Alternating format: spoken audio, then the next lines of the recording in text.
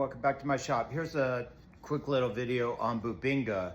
Check out this gorgeous stick of Bubinga that I got at the material store.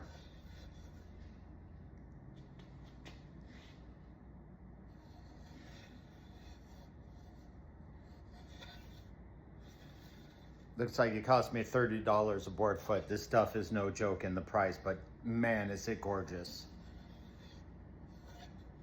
Let's take a little lacquer to it and see it change colors.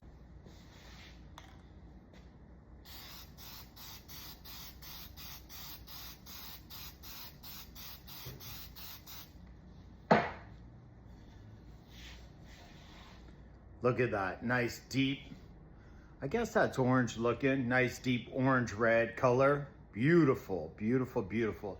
I love Bubinga. I don't love the price of Bubinga. It's a little pricey, $30.